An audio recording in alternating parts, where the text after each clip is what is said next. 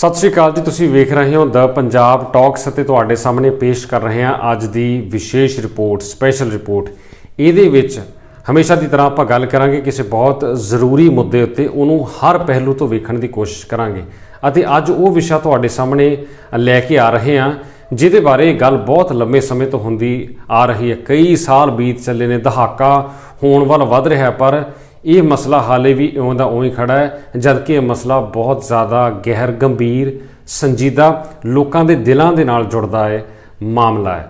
ਤੇ ਇਸ ਮੁੱਦੇ ਸੰਬੰਧੀ ਅੱਜ ਦੀ ਇਸ ਵਿਸ਼ੇਸ਼ ਰਿਪੋर्ट ਦੇ ਵਿੱਚ ਤੁਹਾਨੂੰ ਬਹੁਤ ਤਫਸੀਲੀ ਜਾਣਕਾਰੀ ਦੇਵਾਂਗੇ, ਤਾਜ਼ਾ ਜਾਣਕਾਰੀ ਵੀ ਤੁਹਾਡੇ ਨਾਲ ਸਾਂਝੀ ਕਰਾਂਗੇ ਕਿ ਇਸ ਪਾਸੇ ਹੋ ਕੀ ਰਿਹਾ ਅਤੇ ਸਿਆਸਤਦਾਨ ਇਸ ਵੇਲੇ ਕਰ ਕੀ ਰਹੇ ਨੇ।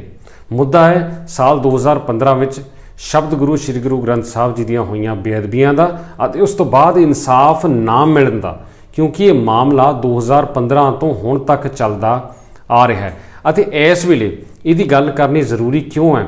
ਕਿਉਂਕਿ ਇਸ ਮੁੱਦੇ ਨੂੰ ਸਿਆਸਤਦਾਨ ਵਰਤ ਰਹੇ ਨੇ। ਤੁਹਾਨੂੰ ਇਹ ਦੱਸੀਏ ਕਿ ਇੱਕ ਤਾਂ ਫੁੱਟਬਾਲ ਦਾ ਵਿਸ਼ਵ ਕੱਪ ਕਤਰ ਵਿਖੇ ਚੱਲ ਰਿਹਾ ਹੈ, ਉੱਥੇ ਫੁੱਟਬਾਲ ਖੇਡੀ ਜਾ ਰਹੀ ਹੈ ਤੇ ਇੱਥੇ ਸਿਆਸਤਦਾਨ ਜਿਹੜੇ ਨੇ ਉਹ ਲੋਕਾਂ ਦੀਆਂ ਭਾਵਨਾਵਾਂ ਨਾਲ ਜੁੜੇ ਇਸ ਮੁੱਦੇ ਤੇ ਫੁੱਟਬਾਲ ਖੇਡਦੇ ਹੋਏ ਵਿਖਾਈ ਦੇ ਰਹੇ ਹਨ। ਉਹ ਬੇਅਦਬੀ ਦੇ ਮੁੱਦੇ ਨੂੰ ਫੁੱਟਬਾਲ ਵਾਂਗ ਬਸ ਘੁਮਾਈ ਜਾ ਰਹੇ, ਇਹਦੇ ਉੱਪਰ ਇਨਸਾਫ ਨਹੀਂ ਦੇ ਰਹੇ। ਬਹੁਤ ਜ਼ਿਆਦਾ ਦੁੱਖ ਦੀ ਗੱਲ ਹੈ ਕਿ ਇੰਨੇ ਸਾਲ ਬੀਤ ਜਾਣ ਦੇ ਬਾਵਜੂਦ ਵੀ ਸਿਆਸੀ ਆਗੂ ਇਸ ਮੁੱਦੇ ਉੱਤੇ ਗੰਭੀਰ ਲੱਗਦੇ ਹੀ ਨਹੀਂ, ਇਨਸਾਫ ਦੇਣ ਵੱਲ ਉਹਨਾਂ ਦਾ ਕੋਈ ਧਿਆਨ ਲੱਗਦਾ ਹੀ ਨਹੀਂ। ਹੁਣ ਤਾਜ਼ਾ ਜੇ ਤੁਹਾਨੂੰ ਇਸ ਦੀ ਜਾਣਕਾਰੀ ਦਈਏ ਤਾਂ ਤੁਹਾਨੂੰ ਯਾਦ ਹੋਣਾ ਕਿ ਅਕਤੂਬਰ ਮਹੀਨੇ ਬਰਗਾੜੀ ਵਿਖੇ ਇਨਸਾਫ ਮੋਰਚਾ ਜਿਹੜਾ ਚੱਲ ਰਿਹਾ, ਪੀੜਤ ਪਰਿਵਾਰ ਧਰਨੇ ਤੇ ਬੈਠੇ ਆ, ਲਗਾਤਾਰ ਆਪਣਾ ਰੋਸ ਜ਼ਾਹਰ ਕਰ ਰਹੇ। ਉੱਥੇ ਪੰਜਾਬ ਸਰਕਾਰ ਦੇ ਨੁਮਾਇੰਦੇ ਪਹੁੰਚੇ ਸੀ, ਪੰਜਾਬ ਵਿਧਾਨ ਸਭਾ ਦੇ ਸਪੀਕਰ ਕੁਲਤਾਰ ਸਿੰਘ ਸੰਧਵਾ ਵੀ ਪਹੁੰਚੇ ਸੀ, ਕੁੰਵਰ ਵਿਜੇ ਪ੍ਰਤਾਪ ਸਿੰਘ ਵਿਧਾਇਕ ਵੀ ਪਹੁੰਚੇ ਸੀ ਤੇ ਉਦੋਂ ਬਹੁਤ ਗੱਲਾਂ ਹੋਈਆਂ ਸੀ ਬੇਅਦਬੀ ਦਾ ਇਨਸਾਫ ਦਿਵਾਉਣ ਸੰਬੰਧੀ, ਬਰਗਾੜੀ ਗੋਲੀ ਕਾਂਡ ਦਾ ਇਨਸਾਫ ਦਿਵਾਉਣ ਸੰਬੰਧੀ। ਕੁਲਤਾਰ ਸਿੰਘ ਸੰਧਵਾ ਦੇ ਬਾਰੇ ਲਗਾਤਾਰ ਚਰਚਾ ਚੱਲ ਰਹੀ ਕਿ ਉਹਨਾਂ ਨੇ 45 ਦਿਨ ਦਾ ਸਮਾਂ ਉਦੋਂ ਮੰਗਿਆ ਸੀ ਇਨਸਾਫ ਦਿਵਾਉਣ ਲਈ। ਅਕਤੂਬਰ ਮਹੀਨੇ 45 ਦਿਨ ਦਾ ਸਮਾਂ ਮੰਗਿਆ ਸੀ, ਕਿਹਾ ਸੀ ਕਿ ਇਨਸਾਫ ਹੋਊਗਾ ਤੇ ਬਾਅਦ 'ਚ ਆਪਾਂ ਫਿਰ ਦੁਬਾਰਾ ਸ਼੍ਰੀ ਗੁਰੂ ਗ੍ਰੰਥ ਸਾਹਿਬ ਜੀ ਦੀ ਹਜ਼ੂਰੀ ਵਿੱਚ ਦੁਬਾਰਾ ਜੁੜਾਂਗੇ ਤੇ ਇਨਸਾਫ ਪ੍ਰਾਪਤੀ ਤੋਂ ਬਾਅਦ ਦਾ ਜਿਹੜਾ ਸਮਾਗਮ ਹੈ ਗੁਰੂ ਸਾਹਿਬ ਦਾ ਓਟ ਆਸਰਾ ਲੈ ਕੇ ਕਰਵਾਇਆ ਜਾਊਗਾ 45 ਦਿਨਾਂ ਤੋਂ ਬਾਅਦ। 45 ਦਿਨਾਂ ਤੋਂ ਕਿੰਨੇ ਬਾਅਦ ਇਹ ਤਾਂ ਉਹ ਕਹਿ ਸਕਦੇ ਨੇ ਕਿ ਉਹਨਾਂ ਨੇ ਨਹੀਂ ਕਿਹਾ ਸੀ, ਪਰ 45 ਦਿਨ ਦੀ ਗੱਲ ਤਾਂ ਹੋਈ ਸੀ, ਇਹ ਤੋਂ ਮੁਨਕਰ ਨਹੀਂ ਹੋ ਸਕਦੇ। ਹੁਣ ਤੁਸੀਂ ਆਪ ਅੰਦਾਜ਼ਾ ਲਾ ਲਓ, ਅਕਤੂਬਰ ਮਹੀਨੇ ਦੇ ਅੱਧ ਵਿੱਚੋਂ ਸਮਾਗਮ ਹੋਇਆ ਸੀ, ਉਹ ਵੀ ਲੰਘ ਗਿਆ, ਨਵੰਬਰ ਵੀ ਲੰਘ ਗਿਆ, ਅੱਧਾ ਦਸੰਬਰ ਵੀ ਲੰਘ ਚੱਲਾ। 45 ਦਿਨ ਤਾਂ ਕਦੋਂ ਦੇ ਬੀਤ ਚੁੱਕੇ ਆ, ਪਰ ਕੋਈ ਗੱਲ ਹੋਈ ਹੈ ਇਸ ਪਾਸੇ, ਕੋਈ ਇਨਸਾਫ ਦੀ ਪ੍ਰਾਪਤੀ ਨਹੀਂ। ਹੁਣ ਦੁਬਾਰਾ ਇਕੱਠ ਜੁੜਿਆ ਹੈ ਬੀਤੇ ਦਿਨ ਬਰਗਾੜੀ ਵਿਖੇ, ਉਸੇ ਇਨਸਾਫ ਮੋਰਚੇ ਵਿੱਚ, ਉਸੇ ਥਾਂ ਜਿੱਥੇ ਆ ਸਾਰੇ ਸਿਆਸੀ ਆਗੂ ਉਦੋਂ ਪਹੁੰਚੇ ਸੀ, ਵੱਡੀਆਂ ਵੱਡੀਆਂ ਗੱਲਾਂ ਕਰਕੇ ਗਏ ਸੀ ਕਿ ਇਨਸਾਫ ਦਿਵਾਇਆ ਜਾਊਗਾ। ਐਤਕੀ ਸਭ ਤੋਂ ਅਹਿਮ ਗੱਲ ਤੁਹਾਨੂੰ ਦੱਸੀਏ ਵਿਸ਼ੇਸ਼ ਰਿਪੋर्ट ਰਾਹੀਂ, ਜੋ ਬਰਗਾੜੀ ਵਿਖੇ ਹੁਣ ਤਾਜ਼ਾ ਇਕੱਠ ਹੋਇਆ ਉਹਦੇ ਵਿੱਚ ਪੰਜਾਬ ਸਰਕਾਰ ਦਾ ਕੋਈ ਨੁਮਾਇੰਦਾ ਨਹੀਂ ਪਹੁੰਚਾ। ਇਸ ਵਾਰ ਤਾਂ ਆਇਆ ਹੀ ਕੋਈ ਨਹੀਂ, ਪਿਛਲੀ ਵਾਰ ਤਾਂ ਆ ਗਏ ਸੀ, ਆ ਕੇ ਵਾਅਦੇ ਕਰ ਗਏ ਸੀ, ਪਰ ਐਤਕੀ ਤਾਂ ਆਇਆ ਹੀ ਕੋਈ ਨਹੀਂ। ਹੁਣ ਤੁਸੀਂ ਆਪ ਅੰਦਾਜ਼ਾ ਲਾ ਲਓ ਕਿ ਸਰਕਾਰ ਕਿੰਨੀ ਕੁ ਸੁਹਿਰਦ ਆ ਇਸ ਬੰਨੇ ਸਿੱਖ ਸੰਗਤ ਨੂੰ ਇਨਸਾਫ ਦਿਵਾਉਣ ਲਈ। ਇੱਦਾਂ ਲੱਗਦਾ ਕਿ ਸਰਕਾਰ ਲਈ ਇਹ ਕੋਈ ਮੁੱਦਾ, ਜ਼ਰੂਰੀ ਮੁੱਦਾ ਹੈ ਹੀ ਨਹੀਂ। ਟੋਲ ਪਲਾਜ਼ਿਆਂ ਬਾਰੇ ਗੱਲ ਹੋ ਰਹੀ ਹੈ, ਸਕੂਲਾਂ ਦਾ ਪੱਧਰ ਉੱਪਰ ਚੱਕਣ ਲਈ ਸਕੂਲਾਂ ਸੰਬੰਧੀ ਮੁਹਿੰਮ ਚਲਾਈ ਜਾ ਰਹੀ ਹੈ, ਜੇਲ੍ਹਾਂ ਦੀ ਬਹੁਤ ਗੱਲ ਹੁੰਦੀ ਹੈ, ਹੋਰ ਨਵੀਆਂ ਯੋਜਨਾਵਾਂ, NRI ਸੰਮੇਲਨ ਚੱਲ ਰਹੇ ਨੇ, NRIਆਂ ਦੇ ਨਾਲ ਮਿਲਣੀ ਪ੍ਰੋਗਰਾਮ ਸ਼ੁਰੂ ਕੀਤੇ ਗਏ ਨੇ। ਚੰਗੀ ਗੱਲ ਆ, ਪ੍ਰੋਗਰਾਮ ਹੋਣੇ ਚਾਹੀਦੇ ਆ, ਸਾਰੇ ਪਾਸੇ ਕਦਮ ਚੁੱਕੇ ਜਾਣੇ ਚਾਹੀਦੇ, ਪਰ ਇਹ ਮੁੱਦਾ ਜਿਹੜਾ ਸ਼੍ਰੀ ਗੁਰੂ ਗ੍ਰੰਥ ਸਾਹਿਬ ਜੀ ਦੀ ਬੇਅਦਬੀ ਦਾ ਮੁੱਦਾ, ਉਸ ਤੋਂ ਬਾਅਦ ਬੇਅਦਬੀ ਦੀਆਂ ਘਟਨਾਵਾਂ ਸੰਬੰਧੀ ਰੋਸ ਜ਼ਾਹਰ ਕਰਨ ਲਈ ਸੰਗਤ ਨੂੰ ਗੋਲੀਆਂ ਦਾ ਸ਼ਿਕਾਰ ਬਣਾਇਆ ਗਿਆ, 2 ਨੌਜਵਾਨ ਸ਼ਹੀਦ ਹੋਏ ਸੀ। ਉਸ ਘਟਨਾ ਦਾ ਇਨਸਾਫ ਕਦੋਂ ਮਿਲੂਗਾ, ਉਹਦੀ ਉਡੀਕ ਹਾਲੇ ਤੱਕ ਚੱਲ ਰਹੀ ਹੈ। 2015 ਦੇ ਜ਼ਖਮ ਜਿਹੜੇ ਆ 2022 ਵਿੱਚ ਵੀ ਨਾ ਸਿਰਫ ਹਰੇ ਆ, ਬਲਕਿ ਹੁਣ ਤਾਂ ਹੋਰ ਕੁਰੇ ਦਿੱਤੇ ਗਏ ਆ, ਕਿਉਂਕਿ ਹੁਣ ਤਾਂ ਕੋਈ ਸਾਰ ਲੈਣ ਵੀ ਨਹੀਂ ਪਹੁੰਚਾ। ਬੜੇ ਦੁੱਖ ਦੀ ਗੱਲ ਆ ਤੇ ਬਹੁਤ ਦੁੱਖ ਹੁੰਦਾ ਹੈ ਜਾਣ ਕੇ ਕਿ ਜੋ ਬਰਗਾੜੀ ਵਿਖੇ ਹੁਣ ਤਾਜ਼ਾ ਮੋਰਚਾ ਲੱਗਾ, ਜੋ ਤਾਜ਼ਾ ਉੱਥੇ ਸਮਾਗਮ ਹੈ, ਉਹਦੇ ਵਿੱਚ ਨਾ ਸਿਰਫ ਕੋਈ ਸਿਆਸੀ ਆਗੂ ਨਹੀਂ ਪਹੁੰਚੇ, ਸਗੋਂ ਸੰਗਤ ਦਾ ਇਕੱਠ ਵੀ ਪਿਛਲੀ ਵਾਰ ਨਾਲੋਂ ਘੱਟ ਨਜ਼ਰ ਆਇਆ। ਇਹ ਖੁਦ ਬੁਲਾਰਿਆਂ ਨੇ ਇਹ ਗੱਲ ਸਾਂਝੀ ਕੀਤੀ ਹੈ ਕਿ ਐਤਕੀ ਓਨਾ ਇਕੱਠ ਨਹੀਂ ਸੀ। ਹੁਣ ਇਹਨੂੰ ਤੁਸੀਂ ਹੋਰ ਇੱਕ ਪਹਿਲੂ ਵਜੋਂ ਵੇਖ ਸਕਦੇ ਕਿ ਕਿਵੇਂ ਇਸ ਮਾਮਲੇ ਵਿੱਚ ਇਨਸਾਫ ਜਿਹੜਾ ਲਗਾਤਾਰ ਲਟਕਾਇਆ ਜਾ ਰਿਹਾ। ਅਜਿਹੇ ਵਿੱਚ ਆਪਾਂ ਇਨਸਾਫ ਦੀ ਕੀ ਆਸ ਕਰਦੇ ਕਿ ਕਿੰਨਾ ਕੁ ਇਨਸਾਫ ਹੋਊਗਾ। ਇਹ ਹੈ ਇਸ ਵੇਲੇ ਦਾ ਹਾਲ ਕਿ ਇਸ ਬੇਅਦਬੀ ਮਾਮਲੇ ਨੂੰ ਲਟਕਾਇਆ ਜਾ ਰਿਹਾ। ਕੋਈ ਸਿਆਸੀ ਪਾਰਟੀ ਇਸ ਪਾਸੇ ਸੁਹਿਰਦ ਨਹੀਂ ਲੱਗਦੀ ਕਿ ਕੋਈ ਇਨਸਾਫ ਦਿਵਾਇਆ ਜਾਵੇ। ਗੁਰੂ ਸਾਹਿਬ ਦੇ ਮਾਣ ਦਾ ਸਵਾਲ ਆ, ਗੁਰੂ ਸਾਹਿਬ ਦੇ ਏਡੇ ਵੱਡੇ ਜੋ ਰੁਤਬੇ ਜਿਨ੍ਹਾਂ ਦਾ ਮੂਹਰੇ ਆਪਾਂ ਸਾਰੇ ਸੀਸ ਝੁਕਾਉਂਦੇ ਨੇ, ਉਸ ਗੁਰੂ ਸਾਹਿਬ ਨੂੰ ਸਤਿਕਾਰ ਦੇਣ ਲਈ ਵੀ ਸਿਆਸੀ ਪਾਰਟੀਆਂ ਇਮਾਨਦਾਰ ਨਹੀਂ ਲੱਗਦੀਆਂ। ਲਗਾਤਾਰ ਸਿੱਖ ਕੌਮ ਦੀਆਂ, ਸੰਗਤ ਦੀਆਂ ਅਤੇ ਸ੍ਰੀ ਗੁਰੂ ਗ੍ਰੰਥ ਸਾਹਿਬ ਜੀ ਨੂੰ ਮੰਨਣ ਵਾਲੇ ਹਰ ਇਨਸਾਨ ਕਿਸੇ ਵੀ ਧਰਮ ਦਾ ਹੋਵੇ ਉਹਦੀਆਂ ਭਾਵਨਾਵਾਂ ਨਾਲ ਇੱਕ ਤਰ੍ਹਾਂ ਨਾਲ ਖਿਲਵਾੜ ਕੀਤਾ ਜਾ ਰਿਹਾ ਹੈ ਇਨਸਾਫ ਨਾ ਕਰਕੇ। ਹੁਣ ਇੱਥੇ ਤੁਹਾਨੂੰ ਇਹ ਵੀ ਦੱਸ ਦਈਏ ਕਿ ਇਸ ਮਾਮਲੇ ਵਿੱਚ ਹੋਇਆ ਕੀ ਹੈ। ਪਿਛਲੇ ਦਿਨਾਂ ਦੌਰਾਨ ਜੋ ਵੱਡੇ ਵੱਡੇ ਵਾਅਦੇ, ਦਾਅਵੇ ਅਤੇ ਲਾਰੇ ਲਾਏ ਗਏ ਸੀ, ਉਸ ਸਮੇਂ ਤੋਂ ਲੈ ਕੇ ਹੁਣ ਤੱਕ ਪਿਛਲੇ 40, 45, 50, 60 ਦਿਨਾਂ 'ਚ ਹੋਇਆ ਕੀ ਹੈ। ਜਿਹੜੀ ਨਵੀਂ ਟੀਮ ਬਣਾਈ ਗਈ ਹੈ, ਜਾਂਚ ਟੀਮ ਜਿਹੜੀ ਹੈ, ਨਵੀਂ ਇਨਵੈਸਟੀਗੇਸ਼ਨ ਟੀਮ, ਉਹ ਆਈ ਹੈ 2 ਵਾਰੀ ਗੇੜਾ ਕੱਢ ਗਈ ਹੈ ਘਟਨਾ ਵਾਲੀ ਸਥਾਨ ਉੱਤੇ। ਹਾਲੇ ਵੀ ਉਹ ਜਾਂਚ ਕਰਨ ਲਈ ਨਮੂਨੇ ਇਕੱਤਰ ਕਰ ਰਹੇ ਆ। ਫੋਰੈਂਸਿਕ ਟੀਮ ਆਉਂਦੀ ਹੈ, ਫਿਰ ਕੋਟਕਪੂਰਾ ਗੇੜਾ ਕੱਢਿਆ ਜਾਂਦਾ ਹੈ ਅਤੇ ਉੱਥੋਂ ਤੱਥ ਇਕੱਠੇ ਕੀਤੇ ਜਾਂਦੇ ਨੇ। ਉਸ ਘਟਨਾ ਦੇ ਤੱਥ ਇਕੱਠੇ ਕੀਤੇ ਜਾ ਰਹੇ ਆ। ਉਹਨਾਂ ਘਟਨਾ ਨੂੰ ਦੁਬਾਰਾ ਇੱਕ ਤਰ੍ਹਾਂ ਨਾਲ ਰੀਕ੍ਰੀਏਟ, ਜਿਵੇਂ ਪੁਲਿਸ ਸੀਨ ਦੁਬਾਰਾ ਨਵੇਂ ਸਿਰੋਂ ਬਣਾ ਕੇ ਉਹਦੀ ਜਾਂਚ ਕਰਦੀ ਹੈ। ਉਹ ਘਟਨਾਵਾਂ ਜਿਹੜੀਆਂ ਅੱਜ ਤੋਂ 7 ਸਾਲ ਪਹਿਲਾਂ ਹੋਈਆਂ ਸੀ, 2015 'ਚ। ਸੰਗਤ ਦੇ ਉੱਪਰ ਗੋਲੀ ਕਿਹਨੇ ਚਲਾਈ, ਹਾਲੇ ਤੱਕ ਇਹੀ ਚੀਜ਼ ਸਪਸ਼ਟ ਨਹੀਂ ਹੋ ਸਕੀ। ਕੌਣ ਜ਼ਿੰਮੇਵਾਰ ਸੀ, ਇਹੀ ਸਪਸ਼ਟ ਨਹੀਂ ਹੋ ਸਕਿਆ। ਜਦਕਿ ਸਾਫ਼ ਪਤਾ ਕਿ ਉਸ ਵੇਲੇ ਕਿਹਦੀ ਸਰਕਾਰ ਸੀ, ਗ੍ਰਹਿ ਮੰਤਰਾਲਾ ਕਿਹਦੇ ਕੋਲ ਸੀ, ਪੁਲਿਸ ਮੁਖੀ ਉਸ ਵੇਲੇ ਕੌਣ ਸੀ, ਜ਼ਿਲ੍ਹੇ ਦਾ ਪੁਲਿਸ ਇੰਚਾਰਜ ਕੌਣ ਸੀ, ਕਿਹੜੇ ਅਫਸਰ ਉੱਥੇ ਡਿਊਟੀ 'ਤੇ ਸੀ, ਕੌਣ ਉਸ ਘਟਨਾ ਵਾਲੀ ਥਾਂ ਉੱਤੇ ਮੌਜੂਦ ਸੀ ਪੁਲਿਸ ਦੀ ਵਰਦੀ ਵਿੱਚ, ਕਿਹਦੇ ਕੋਲ ਹਥਿਆਰ ਸੀ, ਗੋਲੀ ਸੀ। ਇਹ ਸਾਰਾ ਸਰਕਾਰੀ ਰਿਕਾਰਡ ਦੇ ਵਿੱਚ ਦਰਜ ਹੁੰਦਾ ਹੈ, ਕਿਉਂਕਿ ਇਹ ਕੋਈ ਅਪਰਾਧੀ ਤਾਂ ਹੈ ਨਹੀਂ ਕਿ ਜਿਹੜਾ ਕਿਤੇ ਵੀ ਗੋਲੀਆਂ ਚਲਾ ਕੇ ਮੁੜਿਆ ਆ। ਪੁਲਿਸ ਵਿਭਾਗ ਨੂੰ ਬੜੀ ਜ਼ਿੰਮੇਵਾਰੀ ਦੇ ਨਾਲ ਜੋ ਹਥਿਆਰ ਮਿਲਦੇ ਨੇ ਜਾਂ ਉਹਨਾਂ ਦੇ ਕੋਲ ਜੋ ਵੀ ਇਸ ਤਰ੍ਹਾਂ ਦੇ ਮੌਜੂਦ ਹੁੰਦੇ ਨੇ, ਗੋਲੀ ਸਿੱਕਾ, ਉਹਨਾਂ ਦਾ ਪੂਰਾ ਹਿਸਾਬ ਹੁੰਦਾ, ਸਰਕਾਰੀ ਰਿਕਾਰਡ ਦੇ ਵਿੱਚ ਦਰਜ ਹੁੰਦਾ। ਅਤੇ ਇਸ ਸੰਬੰਧੀ ਲਗਾਤਾਰ ਚਰਚਾ ਬਹੁਤ ਹੁੰਦੀ ਹੈ, ਪਰ ਕੋਈ ਠੋਸ ਕਾਰਵਾਈ ਨਹੀਂ ਹੋਈ ਅੱਜ ਤਾਈਂ। ਅਤੇ ਹਾਲੇ ਤੱਕ ਜਿਹੜਾ ਮਾਮਲਾ ਅਣਪਛਾਤਿਆਂ ਦੇ ਖਿਲਾਫ ਦਰਜ ਹੈ ਕਿ ਅਣਪਛਾਤਿਆਂ ਦੀ ਚੱਲੀ ਗੋਲੀ ਕਰਕੇ 2 ਸਿੱਖ ਨੌਜਵਾਨ ਸੰਗਤ ਵਿੱਚੋਂ ਸ਼ਹੀਦ ਹੋ ਗਏ। ਉਹ ਸੰਗਤ ਜਿਹੜੀ ਉੱਥੇ ਬੈਠੀ ਸਤਨਾਮ ਵਾਹਿਗੁਰੂ ਦਾ ਜਾਪ ਕਰ ਰਹੀ ਸੀ, ਉਹ ਸੰਗਤ ਕੋਈ ਭੰਨ ਤੋੜ ਨਹੀਂ ਕਰਦੀ ਸੀ, ਨਾ ਸਰਕਾਰੀ ਪ੍ਰਾਪਰਟੀ ਨੂੰ ਨੁਕਸਾਨ ਪਹੁੰਚਾ ਰਹੀ ਸੀ। ਆਪਣੇ ਗੁਰੂ ਦੀ ਹੋਈ ਬੇਅਦਬੀ ਦੀ ਘਟਨਾ ਦਾ ਰੋਸ ਕਰ ਰਹੀ ਸੀ। ਨਾਮ ਜਪ ਰਹੀਆਂ ਸੰਗਤਾਂ, ਨਾਮ ਸਰਵਣ ਕਰ ਰਹੀਆਂ ਸੰਗਤਾਂ, ਲੰਗਰ ਦੀ ਸੇਵਾ ਕਰ ਰਹੇ 2 ਨੌਜਵਾਨ, ਉਹਨਾਂ ਨੂੰ ਗੋਲੀ ਮਾਰ ਦਿੱਤੀ ਗਈ। ਇਸ ਤੋਂ ਜ਼ਿਆਦਾ ਸਿਤਮ ਦੀ ਗੱਲ ਕੀ ਹੋ ਸਕਦੀ ਹੈ। ਕਿੰਨੇ ਸਾਲ ਹੋ ਗਏ ਤੁਸੀਂ ਵੇਖ ਲਓ, ਇਹਨਾਂ ਘਟਨਾਵਾਂ 'ਤੇ ਕੋਈ ਇਨਸਾਫ ਨਹੀਂ। ਇੱਦਾਂ ਲੱਗਦਾ ਕਿ ਸਿੱਖ ਕੌਮ ਦੇ ਜਜ਼ਬਾਤਾਂ ਦੀ, ਪੀੜਤ ਸੰਗਤ ਦੇ ਜਜ਼ਬਾਤਾਂ ਦੀ ਪਰਵਾਹ ਹੀ ਨਹੀਂ ਕਿਸੇ ਨੂੰ। ਇਹ ਕੋਈ ਮੁੱਦਾ ਹੈ ਹੀ ਨਹੀਂ। ਹੋਰ ਕਿੰਨੇ ਇਸ ਤੋਂ ਛੋਟੇ ਪੱਧਰ ਦੇ ਮੁੱਦੇ ਜਿਹੜੇ ਉਹਨਾਂ 'ਤੇ ਵੱਡੀ ਚਰਚਾ ਹੁੰਦੀ ਹੈ। ਅਤੇ ਉਹੀ ਹਾਲ ਸਾਡੇ ਲੋਕਾਂ ਦਾ ਹੈ।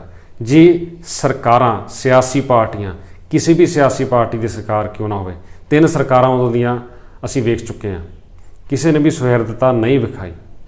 ਉਸ ਵੇਲੇ ਜਿਨ੍ਹਾਂ ਦੀ ਸਰਕਾਰ ਸੀ ਉਹਨਾਂ ਨੇ ਵੀ ਟਾਈਮ ਲੰਘਾਇਆ, ਉਹਨਾਂ ਨੂੰ ਇਸ ਮੁੱਦੇ ਦੀ ਮਾਰ ਪਈ, ਉਹ ਸੱਤਾ ਤੋਂ ਬਾਹਰ ਹੋਏ। ਫਿਰ ਜਿਹੜੇ ਉਹਨਾਂ ਨੂੰ ਥਾਂ ਆਏ ਉਹਨਾਂ ਨੇ ਵੀ ਟਾਈਮ ਹੀ ਲੰਘਾਇਆ, ਵੱਡੇ ਵੱਡੇ ਵਾਅਦੇ, ਵੱਡੇ ਵੱਡੇ ਦਾਅਵੇ ਕਰਕੇ ਇਨਸਾਫ ਨਹੀਂ ਕੀਤਾ। 5 ਸਾਲ ਲੰਘਾ ਲਏ, ਉਹਨਾਂ ਨੂੰ ਵੀ ਮਾਰ ਪਈ ਅਤੇ ਉਹ ਵੀ ਸੱਤਾ ਤੋਂ ਬਾਹਰ ਹੋ ਗਏ।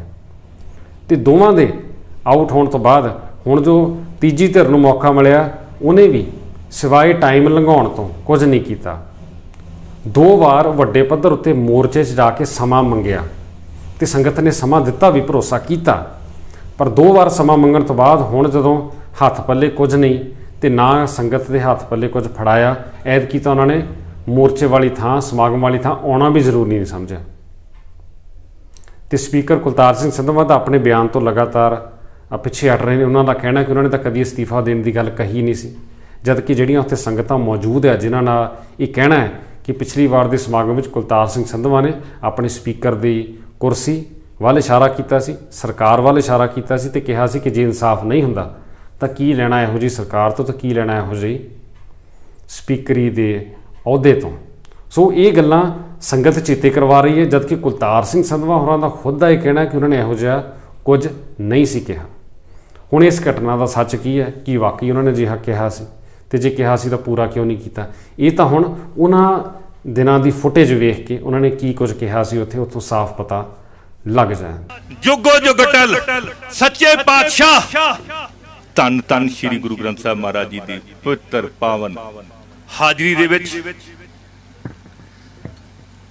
ਜੁੜ ਬੈਠੇ ਗੁਰੂ ਦੇ ਪਿਆਰ ਖਾਤਰ, ਗੁਰਸਿੱਖਾਂ ਦੇ ਪਿਆਰ ਖਾਤਰ ਜਿਹੜੇ ਉਹ 2 ਸ਼ਹੀਦ ਹੋਏ ਸੀ, ਉਸ ਤੋਂ ਬਾਅਦ ਵੀ ਜਿਹੜੀ ਇਹ ਸੰਗਤ ਨੇ ਗੁਰੂ ਨੇ ਇਹਨਾਂ ਤੋਂ ਸੇਵਾ ਲਈ, ਉਹ ਸ਼ਹੀਦੀਆਂ ਤੋਂ ਘੱਟ ਨਹੀਂ ਹੈ। ਸੋ ਆਪ ਸਭ ਦੇ ਨਾਲ ਗੁਰੂ ਦੀ ਬਖਸ਼ੀ ਹੋਈ ਫਤਿਹ ਦੀ ਸਾਂਝ ਪਾਉਣ ਲੱਗਿਆ। ਫਤਿਹ ਦਾ ਜਵਾਬ ਫਤਿਹ ਦਿਓ। ਵਾਹਿਗੁਰੂ ਜੀ ਕਾ ਖਾਲਸਾ, ਵਾਹਿਗੁਰੂ ਜੀ ਕੀ ਫਤਿਹ। ਵਾਹਿਗੁਰੂ ਜੀ ਕੀ ਫਤਿਹ।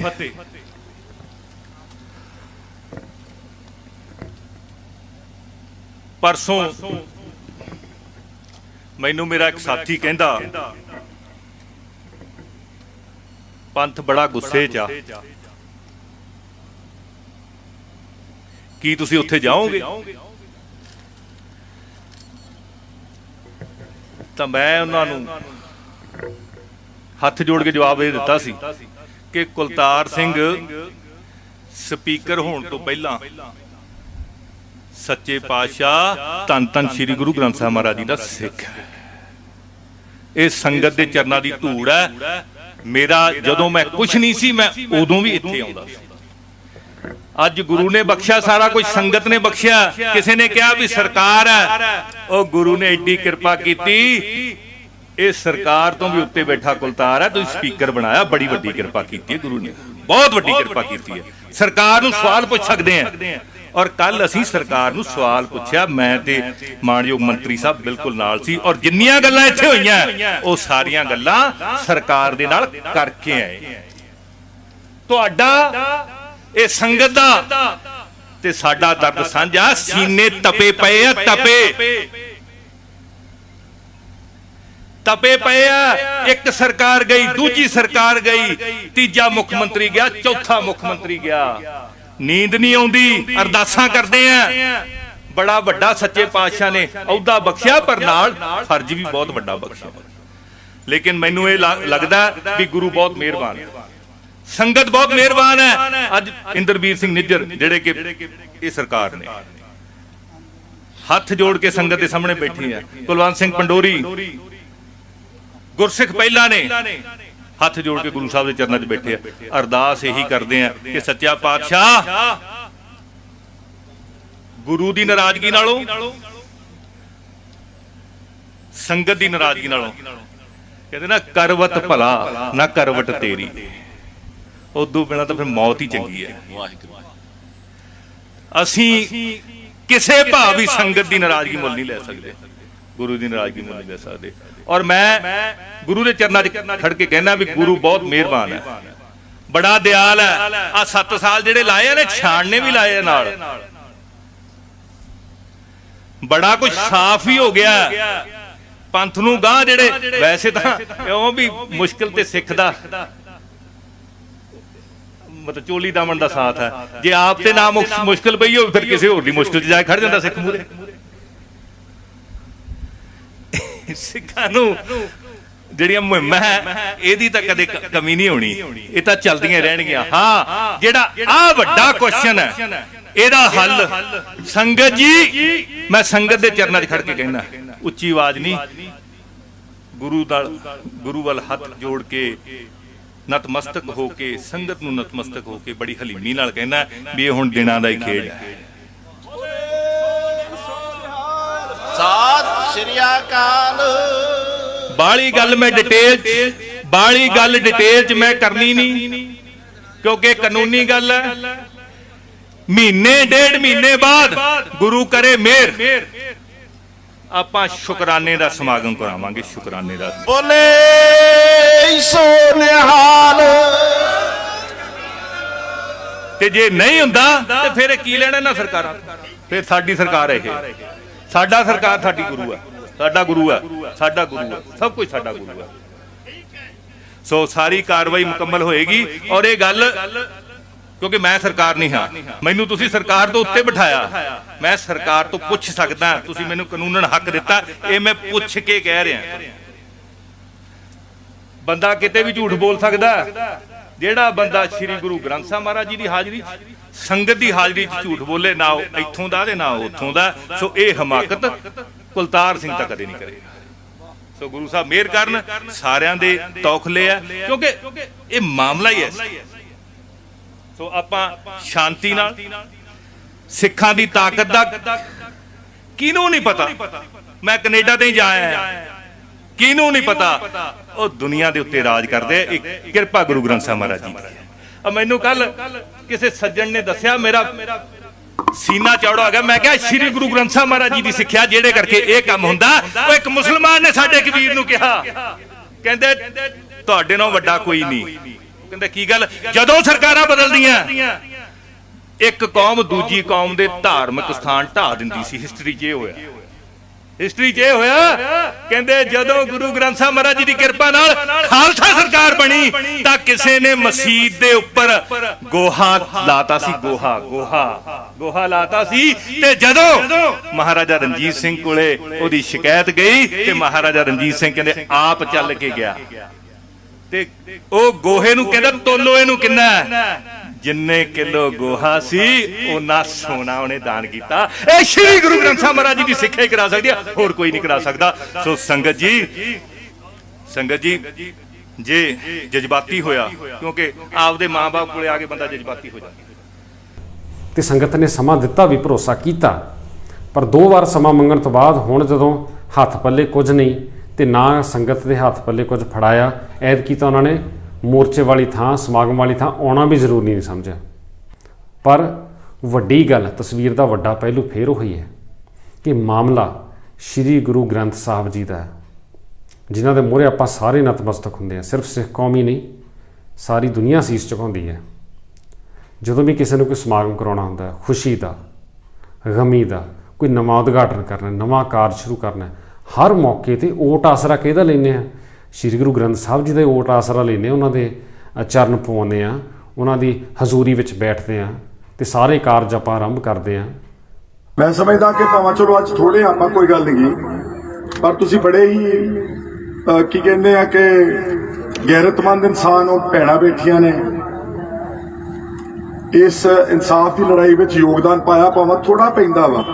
ਇਹ ਥੋੜੇ ਕਰਕੇ ਕਈ ਵਾਰੀ ਜਿੱਦਾਂ ਆਪਾਂ ਕਹਿੰਦੇ ਕਿ ਬੂੰਦ ਬੂੰਦ ਨਾਲ ਸਮੁੰਦਰ ਭਰਦਾ, ਇਹ ਸਮੁੰਦਰ ਭਰੇਗਾ ਜ਼ਰੂਰ। ਇੱਥੇ ਜੇ ਗੁਰੂ ਗ੍ਰੰਥ ਸਾਹਿਬ ਦੀ ਇਨਸਾਫ ਸਾਡੀਆਂ ਸਰਕਾਰਾਂ, ਇੱਕ ਤਾਂ ਹੁੰਦਾ ਨਾ ਕਿ ਇੱਥੇ ਫਰਜ਼ ਕਰੋ ਅੰਗਰੇਜ਼ਾਂ ਦਾ ਰਾਜ ਹੁੰਦਾ, ਆਪਾਂ ਕਹਿੰਦੇ ਯਾਰ ਬੜਾ ਮਾੜਾ ਕੰਮ ਆ, ਆਪਾਂ ਨੂੰ ਲੜਨਾ ਪਊ ਕਿਉਂਕਿ ਗੈਰ ਬੰਦੇ ਨੇ। ਅਫਸੋਸ ਸਭ ਤੋਂ ਜ਼ਿਆਦਾ ਇਸ ਗੱਲ ਦਾ ਕਿ ਸਾਡੇ ਆਪਣੇ ਵਿੱਚੋਂ ਇੱਕ ਕਦਮ ਅੱਗੇ ਹੋਰ ਜਾ ਕੇ ਜਿਹੜਾ ਬਾਦਲ ਦਾ ਪਰਿਵਾਰ, ਜਿਹੜਾ ਜਿਹਦੇ ਪੰਥਕ ਪਹਿਰਾਵਾ ਤੇ ਪੰਥਕ ਵਿਚਾਰਧਾਰਾ ਨਾਲ ਇੰਨੇ ਸਾਲ ਰਾਜ ਕੀਤਾ, ਇਹ ਕੁਤਾਈ ਉਹਨਾਂ ਤੋਂ ਹੋਈ ਹੈ ਸਭ ਤੋਂ ਵੱਡੀ। ਅਗਰ 2015 ਦੇ ਵਿੱਚ ਜਦੋਂ ਇਹ ਕੋਟਕਪੂਰਾ ਤੇ ਬਾਈਬਲ ਕਲਾਂ ਦੀ ਗੱਲ ਹੋਈ ਆ, ਜਾਂ ਉਸ ਤੋਂ ਪਿੱਛੇ ਗੁਰੂ ਗ੍ਰੰਥ ਸਾਹਿਬ ਦੀ ਬੇਅਦਬੀਆਂ, ਇੱਕ ਥਾਣੇਦਾਰ ਦਾ ਕੰਮ ਹੈ ਇਹ। ਕਿਸੇ ਐਸਆਈਟੀ ਦੀ ਲੋੜ ਨਹੀਂ, ਕਿਸੇ ਕਮਿਸ਼ਨ ਦੀ ਲੋੜ ਨਹੀਂ। ਮੇਰੇ ਖਿਆਲ ਪੁਲਿਸ ਸਟੇਸ਼ਨ ਇੱਥੇ ਬਾਈਬਲ ਚ ਪੈਂਦਾ, ਬਾਜਾਖਾਨਾ ਪੈਂਦਾ, ਐਸਐਚਓ ਦਾ ਕੰਮ ਸੀਗਾ ਕਿ ਇੱਕ FIR ਦਰਜ ਕਰਨੀ ਔਰ ਛੇਤੀ ਉਹਦੀ ਇਨਵੈਸਟੀਗੇਸ਼ਨ ਕਰਕੇ 302 ਦਾ ਮੁਕੱਦਮਾ ਦਰਜ ਕਰਕੇ ਗੁਨਾਹਗਾਰਾਂ ਨੂੰ ਫੜ ਕੇ ਅੰਦਰ ਦੇ ਦੇਣਾ। ਜੇ ਕਰ ਦਿੱਤਾ ਹੁੰਦਾ, ਅੱਧੇ ਜਜ਼ਬਾਤ ਲੋਕਾਂ ਦੇ ਉੱਥੇ ਸ਼ਾਂਤ ਹੋ ਜਾਣੇ ਸੀ। ਨਹੀਂ ਕੀਤਾ। ਅਣਪਛਾਤੇ ਬੰਦੇ, ਗੋਲੀਦਾਰੀ ਪਤਾ ਕਿੱਥੇ ਚੱਲੀ, ਕੌਣ ਹੋਇਆ, ਅੱਜ ਦੇ ਯੁੱਗ ਵਿੱਚ ਮੰਨਣ ਵਾਲੀ ਗੱਲ ਹੈ। ਬੇਅਦਬੀਆਂ ਹੋਈਆਂ ਇੱਥੇ, ਸ਼ਾਇਦ ਬੁਰਜ ਜਵਾਹਰ ਸਿੰਘ ਵਾਲੇ ਜਿਹੜਾ ਦੁਕਾਨਦਾਰ ਸੀਗਾ ਗੁਰਦੀਪ ਸਿੰਘ, ਜਿਹਦੇ ਤੇ ਸਭ ਤੋਂ ਜ਼ਿਆਦਾ ਇਲਜ਼ਾਮ ਲੱਗਿਆ, ਉਹਨੂੰ ਪੁਲਿਸ ਨੇ ਸੱਦਿਆ, ਕਿਸੇ SGPC ਮੈਂਬਰ ਨੇ ਆਣ ਕੇ ਉਹਨੂੰ ਪ੍ਰੈਸ਼ਰ ਪਾ ਕੇ, ਪੋਲੀਟੀਕਲ ਉਸ ਵੇਲੇ ਰਾਜ ਉਹਨਾਂ ਦਾ ਸੀ, ਉਹ ਛੁਡਾ ਕੇ ਲੈ ਗਿਆ, ਗੱਲ ਮੁੱਕ ਗਈ ਉੱਥੇ। ਸੋ ਇਸ ਕਰਕੇ ਦੁੱਖ ਇਸ ਗੱਲ ਦਾ ਕਿ ਸਾਡੇ ਆਪਣੇ, ਉਹਨਾਂ ਤੋਂ ਸਾਨੂੰ ਜ਼ਿਆਦਾ ਗਿਲਾ ਵਾ। ਫਿਰ ਸਾਡੀ ਸਰਕਾਰ ਬਣ ਗਈ, ਮੈਂ ਤਾਂ ਖੈਰ ਹੈ ਨਹੀਂ ਸੀ ਉਸ ਵੇਲੇ ਉਹਦੇ ਚ, ਅਮਰਿੰਦਰ ਸਿੰਘ ਦੀ। ਫਿਰ ਉਹਨਾਂ ਨੇ 5 ਸਾਲ ਜ਼ਾਇਆ ਕੀਤੇ ਨੇ। ਐਡਾ ਵੱਡਾ ਇਸ਼ੂ ਜਿਹਦੇ ਕਰਕੇ ਸਰਕਾਰ ਪਲਟ ਗਈ, ਉਹਨਾਂ ਨੇ ਵੀ ਉਸ ਗੱਲ ਦਾ ਧਿਆਨ ਨਹੀਂ ਕੀਤਾ। और फिर कभी कोई SIT बनाती, कभी वो करता, कमीशन बनाता, फिर कमीशन की एक एडी वड्डी रिपोर्ट मेरा ख्याल है 400-500 सफे की जस्टिस रणजीत सिंह कमीशन की रिपोर्ट विधान सभा पढ़ी गई। सारे ने उठ के मिनटा तरले किया, नवजोत सिंह सिद्धू वर्गे ने झोलियां अड्डियां, वोट आ गया इंसाफ कर दो। फिर आप फिर तो बाद SIT बनाती, नवी सरकार बनी, उन्होंने होर आन के SIT बनाती। इन्ने मल्टीपल इन्वेस्टिगेशन ने जिहड़ा सारा रिकॉर्ड तबाह कर दिता। बहुते मुजरमां नूं हाई कोर्टां विच अदालतां चों जाके जमानतां मिल गईयां वा। असल कहानी सिंपल सीगी कि बेअदबियां होईयां क्यों ने, ਉਹਦੇ ਜਿਹੜੇ ਲੋਕ ਜ਼ਿੰਮੇਵਾਰ ਨੇ ਉਹ ਕੌਣ ਨੇ। ਸਾਦੀ ਜੀ ਗੱਲ ਸੀਗੀ, ਬੇਅਦਬੀਆਂ ਹੋ ਰਹੀਆਂ ਸੀਗੀਆਂ ਜਦੋਂ ਡੇਰੇ ਸੱਚਾ ਸੌਦਾ ਦੇ ਸਾਧ ਨੇ ਗੁਰੂ ਸਾਹਿਬ ਦੀ ਪੋਸ਼ਾਕ ਪਾ ਕੇ ਗੱਲ ਨਕਲ ਕੀਤੀ। ਉੱਥੇ 295 ਪਰਚਾ ਦਰਜ ਹੋ ਗਿਆ। ਪਰਚਾ ਦਰਜ ਹੋ ਕੇ ਬਠਿੰਡਾ ਦੀ ਅਦਾਲਤ ਵਿੱਚ ਸੈਸ਼ਨ ਕੋਰਟ ਵਿੱਚ ਚਲੇ ਗਿਆ ਚਲਾਨ। ਉਧਰੋਂ ਅਸੈਂਬਲੀ ਇਲੈਕਸ਼ਨ ਆ ਗਈ ਤੇ ਹੁਣ ਕਹਿੰਦੇ ਨਾ ਸੁਖਬੀਰ ਨੂੰ ਸਾਡਾ ਕਸੂਰ ਨਹੀਂ, ਤੁਹਾਡਾ ਕਸੂਰ ਆਪੇ ਹੀ ਸੀਗਾ, ਤੁਸੀਂ ਚਲਾਨ ਪੇਸ਼ ਹੋ ਕੇ ਉਹਨੂੰ ਸਜ਼ਾ ਹੋ ਲੈਣ ਦਿੰਦੇ। ਇਹਨਾਂ ਨੇ ਉੱਥੇ ਸਮਝੌਤਾ ਕਰਕੇ ਉਹਨਾਂ ਦੇ ਨਾਲ ਬਿਲਕੁਲ ਇਲੈਕਸ਼ਨ ਤੋਂ ਪਹਿਲਾਂ ਜਿਹੜਾ ਸੀਗਾ ਚਲਾਨ ਉਹ ਵਾਪਸ ਲੈ ਲਿਆ। ਸਾਜ਼ਿਸ਼ ਹੋ ਗਈ ਕਿਉਂਕਿ ਵੋਟਾਂ ਚਾਹੀਦੀਆਂ ਸੀ ਮਾਲਵੇ ਦੀ ਧਰਤੀ ਤੇ। ਆਪਣਿਆਂ ਨੂੰ ਕਿਹਾ, ਉਹਨਾਂ ਨੇ ਕਿਹਾ ਇਹਨਾਂ ਸਿੱਖਾਂ ਨੇ ਕਿੱਥੇ ਜਾਣਾ, ਸਾਡੇ ਗੁਲਾਮ ਆ, ਇਹ ਤਾਂ ਅਕਾਲੀ ਦਲ ਦੇ ਗੁਲਾਮ ਆ, ਇਹਨਾਂ ਨੇ ਕਿੱਥੇ ਜਾਣਾ ਵਾ। ਇੱਕ ਉਹ ਗੁਨਾਹਗਾਰ ਆ, ਇੱਕ ਉਹ ਡੇਰਾ ਗੁਨਾਹਗਾਰ ਆ।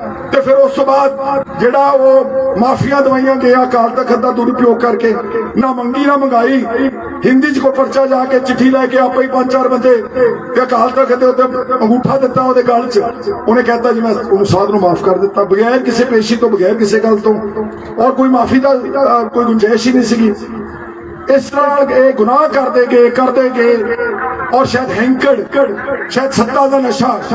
तो उस बाद जी गोली चली है, हुण गोली चली है, मैं बादल साहब, मैं MLA सीगा 2007 च, मैं अपने गुरु ग्रंथ साहब की हाजिरी च कहना, जो असीं उठ के कहना कि फलाने जिले च कतल हो गया, फलाना लॉ एंड ऑर्डर प्रॉब्लम, सारियां दी गल्लां सुनने तो बाद ਵੱਡੇ ਬਾਦਲ ਸਾਹਿਬ ਖੜੇ ਹੋ ਕੇ ਇੱਕ ਵਾਰ ਨਹੀਂ ਅਨੇਕਾਂ ਵਾਰ ਕਿਹਾ ਕਿ ਪੰਜਾਬ ਦੇ ਵਿੱਚ ਕੀੜੀ ਵੀ ਜਾਂਦੀ ਆ ਨਾ, ਕੀੜੀ ਉਹਦੇ ਤੇ ਬਾਦਲ ਦੀ ਅੱਖ ਆ। ਤੇ ਕੋਟਕਪੂਰੇ ਵਿੱਚ ਹਜ਼ਾਰਾਂ ਲੋਕਾਂ ਨੂੰ, ਔਰਤਾਂ ਨੂੰ ਲਾਠੀਆਂ ਮਾਰਦੀਆਂ, ਉਦਣ ਬਾਦਲ ਦੀ ਅੱਖ ਕਿੱਥੇ ਸੀਗੀ।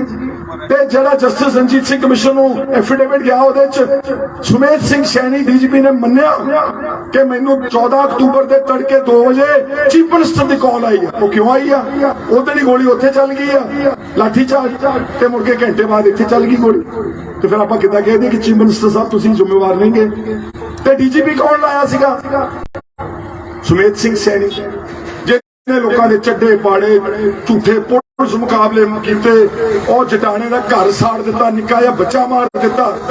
इन्हां नूं कोई होर DGP नहीं लभ्या, कोई सिख अफसर नहीं लभ्या चंगा, उन्होंने DGP लाया।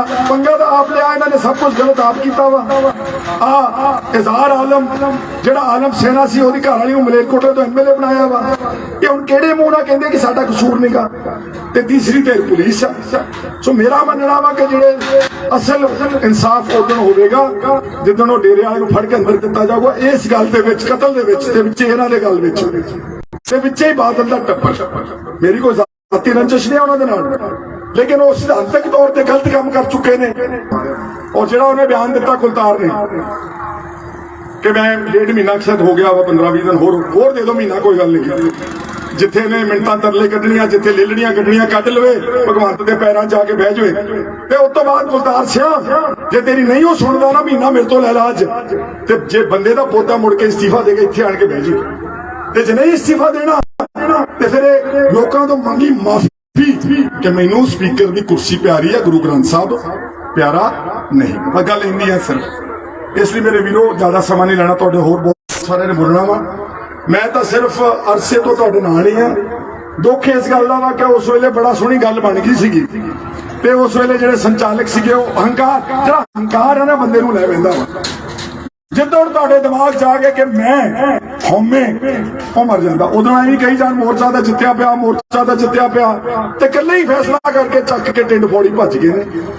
लै जे मोर्चा ना चुक्या हुंदा, 2019 दियां लोक सभा दे इलेक्शन दे रिजल्ट मार देने सी, ओहदी जान कर देनी सी सारियां दी, ते सारियां गल्लां तुहाडियां प्रवान होणीआं सीगियां। छोटे मोटे लाल सी, मैं कोई जाती इल्जाम नहीं लाउणा चाहुंदा, कुछ तां गल होऊगी। ਜਿਹੜਾ ਕਿਸੇ ਨੂੰ ਪੁੱਛਿਆ ਨਹੀਂ, ਸਾਨੂੰ ਨਹੀਂ, ਉਹਨੂੰ ਆ, ਇਹਨੂੰ ਤੁਹਾਨੂੰ, ਤੇ ਚੱਕ ਕੇ ਮੋਰਚਾ ਭੱਜ ਗਏ ਨੇ। ਏਦਾਂ ਹੁੰਦੀ ਕਮਜ਼ੋਰੀ। ਸੋ ਇਸ ਲਈ ਹੁਣ ਆਪਾਂ ਡਟੇ ਹੋਏ ਆ। ਜਿਹੜੀ ਇੱਥੇ ਗੱਲ ਇੱਕ ਛੋਟਾ ਮੇਰਾ ਵੀਰ ਕਹਿ ਕੇ ਗਿਆ ਸੀ ਕਿ ਸੁਝਾਓ, ਦੇਖੋ ਗੱਲ ਸੁਝਾਓ ਦਾ ਇਦਾਂ ਸਟੇਜ ਤੋਂ ਨਹੀਂ ਦਿੱਤਾ ਜਾ ਸਕਦਾ। ਤੁਸੀਂ ਸੁਖਰਾਜ ਜੀ ਔਰ ਜਿਹੜੀ ਤੁਹਾਡੀ ਕਮੇਟੀ ਆ, ਹਫਤਾ 10 ਦਿਨ ਦਾ ਨੋਟਿਸ ਦੇ ਕੇ ਕਿਉਂਕਿ ਅੱਗੇ ਸ਼ਹੀਦੀ ਦਿਹਾੜੇ ਆ ਰਹੇ ਨੇ, ਇੱਕ ਮੀਟਿੰਗ ਸੱਦੋ ਜਿਹੜੀਆਂ ਤੁਸੀਂ ਜਿਨ੍ਹਾਂ ਨੂੰ ਸਮਝਦੇ ਕਿ ਧਿਰਾਂ ਨੇ, ਪਹਿਲਾਂ ਲਿਸਟ ਬਣਾਓ ਨਾ ਸਾਰੀਆਂ ਧਿਰਾਂ ਦੀ ਜਿਹੜੀਆਂ ਪੰਜਾਬ ਪੱਖੀ ਨੇ, ਜਿਹੜੀਆਂ ਗੁਰੂ ਗ੍ਰੰਥ ਸਾਹਿਬ ਦੇ ਇਨਸਾਫ ਦੀ ਲੜਾਈ ਲੜ ਸਕਦੇ ਨੇ, ਉਹਨਾਂ ਧਿਰਾਂ ਨਾਲ ਬੈਠ ਕੇ ਮੀਟਿੰਗ ਕਰਕੇ ਇੱਕ ਅੱਛਾ ਠੋਸ ਪ੍ਰੋਗਰਾਮ ਤੈਅ ਕਰੋ। ਠੋਸ ਜੋ ਉਹਦੇ ਲੜਨਾ ਪੈਣਾ ਵੀ ਪਵੇ, ਜੇ ਕਿਤੇ ਕਿਸੇ 'ਚ ਵੱਜਣਾ ਵਜਾਉਣਾ ਵੀ ਪਵੇ, ਕੋਈ ਜੇਲ੍ਹ ਜੂਲ ਵੀ ਜਾਣਾ ਪਵੇ, ਤਿਆਰੀ ਕਰੋ। ਇਹਦੇ 'ਚ ਕੀ ਗੱਲ ਹੈਗੀ ਆ? ਏਦਾਂ ਦਾ ਨਹੀਂ। ਔਰ ਹੁਣੇ ਬਲਦੇਵ ਸਿੰਘ ਜੀ ਕਹਿ ਕੇ ਗਏ ਨੇ, ਕਿਸਾਨ ਸਾਡੇ ਭਰਾਵਾਂ ਨੇ ਕਿੰਨੇ ਸਾਲ ਉੱਥੇ ਲੜ ਕੇ, 1.25 ਸਾਲ, ਤੇ ਅਕਸਰ ਕੁਝ ਹਾਸਿਲ ਹੀ ਕੀਤਾ ਨਾ।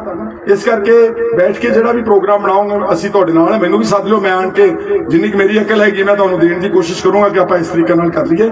ਔਰ ਮੈਨੂੰ ਲੱਗਦਾ ਵਾ ਕਿ ਆਪਾਂ ਵਾਹਿਗੁਰੂ ਦੀ ਕਿਰਪਾ ਦੇ ਨਾਲ ਇੱਕ ਦਿਨ ਇਨਸਾਫ ਜ਼ਰੂਰ ਹੋਵੇਗਾ।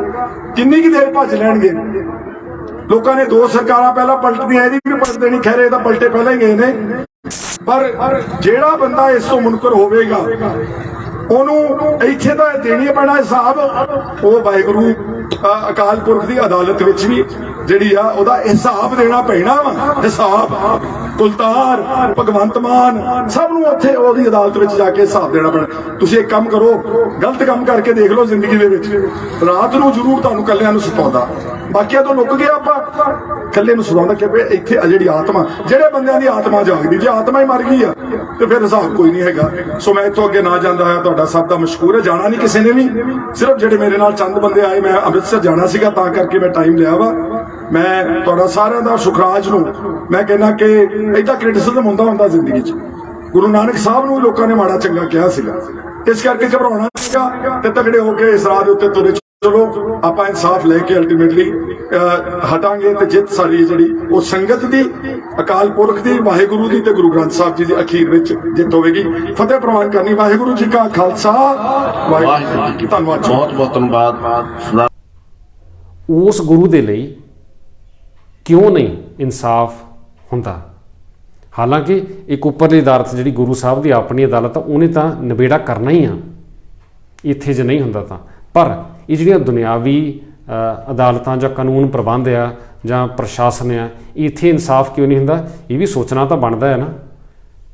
ਕਿਉਂਕਿ ਜੇ ਵਾਅਦਾ ਕੀਤਾ ਗਿਆ ਸੀ ਕਿ ਇਨਸਾਫ ਦਵਾਇਆ ਜਾਊਗਾ, ਦੁੱਧ ਦਾ ਦੁੱਧ, ਪਾਣੀ ਦਾ ਪਾਣੀ ਕੀਤਾ ਜਾਊਗਾ, ਤਾਂ ਕਿਉਂ ਨਹੀਂ ਕੀਤਾ ਜਾਂਦਾ? ਇਹ ਸਵਾਲ ਤਾਂ ਪੁੱਛਿਆ ਜਾਊਗਾ। ਸੋ ਇਹ ਸੀ ਅੱਜ ਦੀ ਵਿਸ਼ੇਸ਼ ਰਿਪੋਰਟ। ਤੁਸੀਂ ਜੁੜੇ ਰਹੋ ਦ ਪੰਜਾਬ ਟਾਕਸ ਦੇ ਨਾਲ। ਇਜਾਜ਼ਤ ਦਿਓ। ਬਹੁਤ ਬਹੁਤ ਧੰਨਵਾਦ।